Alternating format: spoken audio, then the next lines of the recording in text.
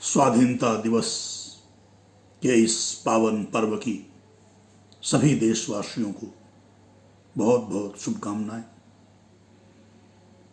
पर समस्या ये है कि शारीरिक रूप से हम स्वाधीन होते हुए भी मानसिक रूप से पूरी तरह गुलाम हैं। मानसिक रूप से गुलामी ने, पराधीनता ने हमको जकड़ा हुआ है। पीयर प्रेशर के हम गुलाम हैं।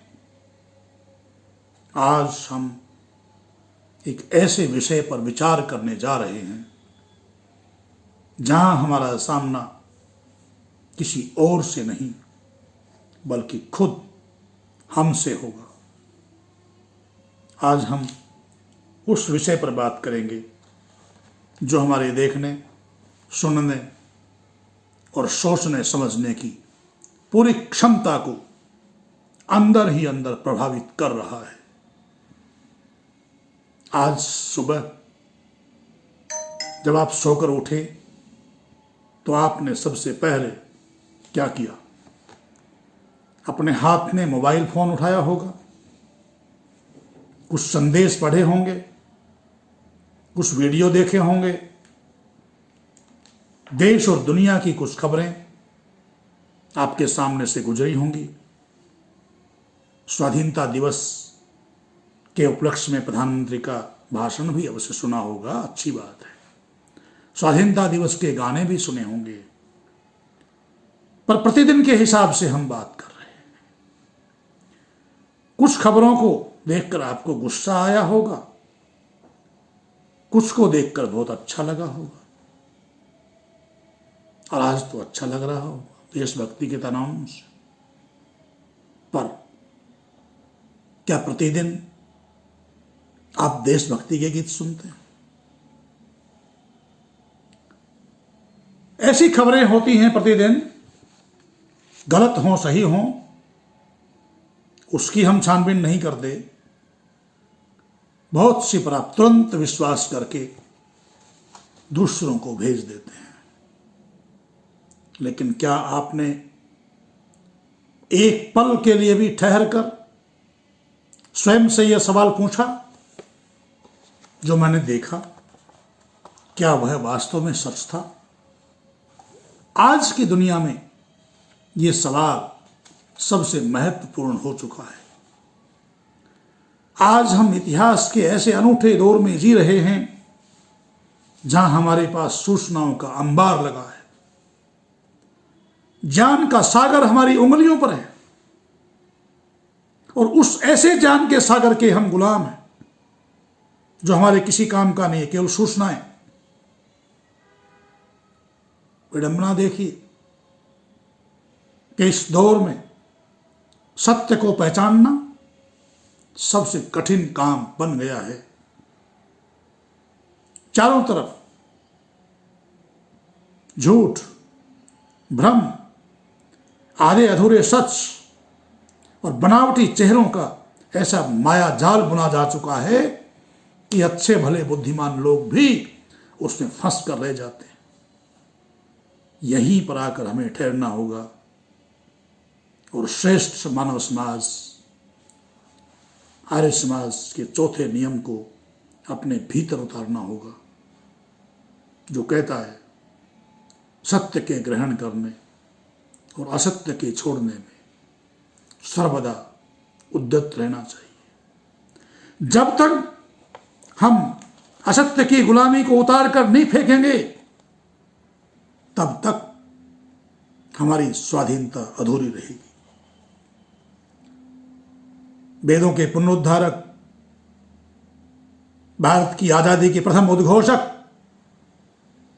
महर्षि दयानंद जी महाराज ने जब यह नियम बनाया तो उन्होंने मनुष्य की सबसे बड़ी कमजोरी और ताकत को एक साथ दोनों को रेखांकित कर दिया।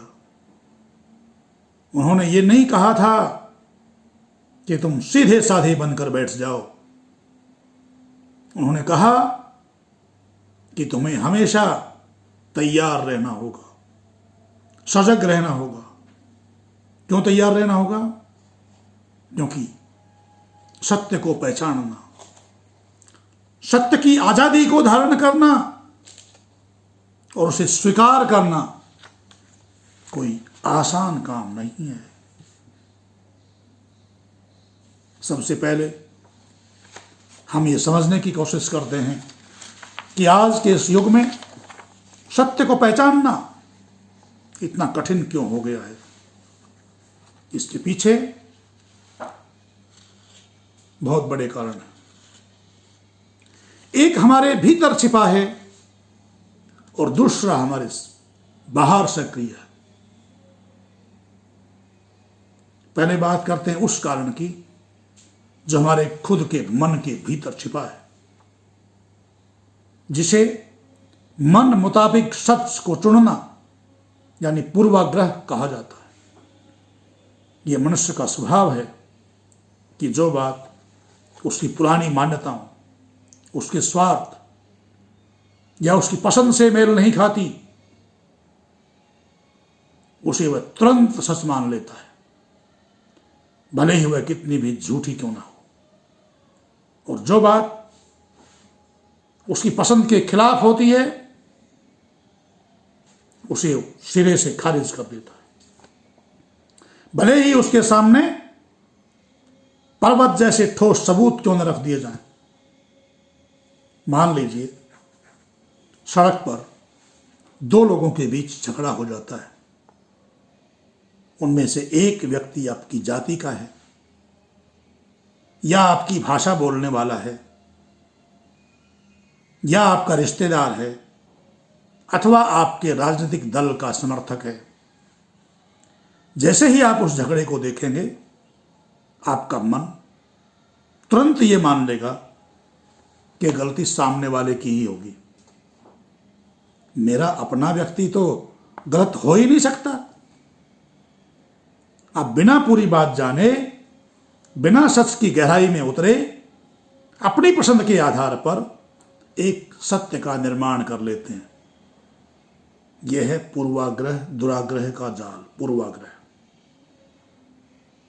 पूर्वाग्रह से ही दुराग्रह बनता है। जो मैं मानता हूं वही सच है। आज इंटरनेट और सोशल मीडिया के माध्यम से इस जाल को और ज्यादा खतरनाक बना दिया गया है। आज आप जिस भी मोबाइल ऐप को खोलते हैं उसके पीछे बैठी कृत्रिम बुद्धिमत्ता AI आपके मन को पढ़ लेती है। वह जान जाती है कि आपको क्या देखना पसंद है और क्या देखना नापसंद है। हो गए ना पूरे गुलाम। फिर वो आपको 24 घंटे वही चीजें दिखाना शुरू कर देती है AI, जो आपके पूर्वाग्रहों को मजबूत करती है, आपकी मानसिक गुलामी को मजबूत कर देती है। यदि आपको किसी विशेष विचार से नफरत है तो वह ऐप आपको सुबह से शाम तक उसी विचार के खिलाफ झूठी और भ्रामक वीडियो दिखाता रहेगा। धीरे धीरे आपके दिमाग में ये बात पक्की हो जाती है कि पूरी दुनिया वैसी ही है जैसा मेरी स्क्रीन पर दिख रही है। आप एक मानसिक पिंजरे में बंद हो जाते हैं जहां वास्तविक सत्य का पहुंचना असंभव हो जाता है। अब बात करते हैं दूसरे कारण की, जो बाहर सक्रिय है। तकनीक का दुरुपयोग। आज का दौर केवल साधारण झूठ का दौर नहीं है। आज हमारे सामने डीप फेक जैसी भयानक तकनीक आ चुकी है। इस तकनीक के माध्यम से किसी भी सीधे साधे इंसान का चेहरा बदलकर उसकी आवाज की नकल करके उससे कुछ भी ऐसा कहलवाया जा सकता है जो उसने कभी कहा ही नहीं। आंखों के सामने ऐसा भ्रम खड़ा कर दिया जाता है कि आप अपनी ही आंखों पर भरोसा नहीं कर पाते। वीडियो में सब कुछ इतना असली दिखता है कि कोई भी धोखा खा जाए। इसके अलावा आज आधे अधूरे सच का फैशन चल पड़ा है। किसी बड़े भाषण की एक छोटी सी कतरन काट ली जाती है, उसके आगे और पीछे की बात को छिपा दिया जाता है और उसे इंटरनेट पर फैला दिया जाता है, वायरल कर दिया जाता है। देखने वाले को लगता है कि ये तो साधारण साक्षात वीडियो प्रमाण है, ये झूठ कैसे हो सकता है। साधारण व्यक्ति ये नहीं समझ पाता कि संदर्भ के बिना दिखाया गया सच सबसे बड़ा और सबसे विनाशकारी झूठ साबित होता है। ऐसी स्थिति में प्रश्न उठता है कि इस भ्रामक संसार में हमारा आज का युवा, हमारा समाज असली सत्य की पहचान कैसे करे। क्या कोई ऐसा पैमाना है, कोई ऐसी कसौटी है जिस पर कसकर हम दूध का दूध और पानी का पानी कर सके। हमारे ऋषियों ने वह कसौटी दी है। वह कसौटी है तर्क, प्रमाण और निष्पक्षता। वैदिक दर्शन कहता है कि जो बात प्रत्यक्ष दिखाई दे, जो तर्क की कसौटी पर खरी उतरे, जो प्रकृति के नियमों के अनुकूल हो और जिससे प्राणी मात्र का कल्याण होता हो, वही सत्य है।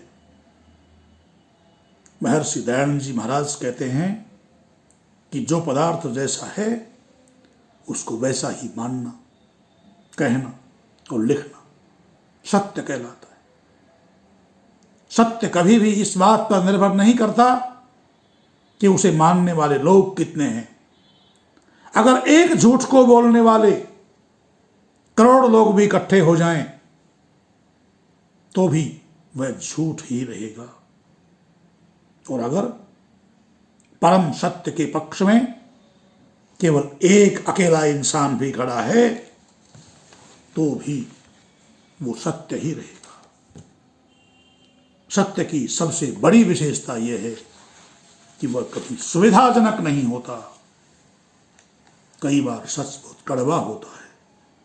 वो हमारे अहंकार को चोट पहुंचाता है, हमारी मानसिक गुलामी पर आघात करता है, हमारी पुरानी आदतों को छोड़ने के लिए कहता है। लेकिन जो इंसान उस कड़वे सच को गले लगाने का साहस दिखाता है वही अपनी आत्मा को जगा पाता है, वही मानसिक गुलामी के जुए को उखाड़ कर फेंक सकता है। यदि हम वास्तव में अपनी संस्कृति पर गर्व करना चाहते हैं तो भेड़ चाल से बाहर निकलना होगा। किसी ने व्हाट्सएप पर कोई संदेश भेज दिया और हमने बिना सोचे समझे उस पर विश्वास कर लिया, यह बौद्धिक गुलामी है। जब भी आपके सामने कोई ऐसी बात आए जो समाज में नफरत फैलाती हो या किसी के चरित्र पर कीचड़ पछाड़ती हो, कीचड़ उछालती हो, तो ठहरिए, अपने विवेक का इस्तेमाल कीजिए, खुद से पूछिए कि इसका प्रमाण क्या है, क्या यह बात सही है। जब आप सवाल उठाना शुरू करते हैं तो आपके भीतर का अज्ञान छटने लगता है। धीरे धीरे मानसिक गुलामी से आप आजाद होने लगते हैं। आर्य समाज का चौथा नियम हमें यही सिखाता है कि सत्य को पाने के लिए हमें अपने दिमाग की खिड़कियों को हमेशा खुला रखना होगा, मानसिक गुलामी को उखाड़ कर फेंकना होगा। हमें अपनी गलतियों को स्वीकार करने के लिए तैयार रहना होगा। आज अगर मुझे पता चले कि मेरी कोई पुरानी मान्यता गलत थी तो बिना किसी संकोच के, बिना किसी अहंकार के उस असत्य को छोड़ देना, उसकी गुलामी को त्याग देना, असत्य की गुलामी को, और सत्य को अपना लेना ही सबसे बड़ा पुरुषार्थ है, सबसे बड़ी आजादी है। आज हमारे राष्ट्र को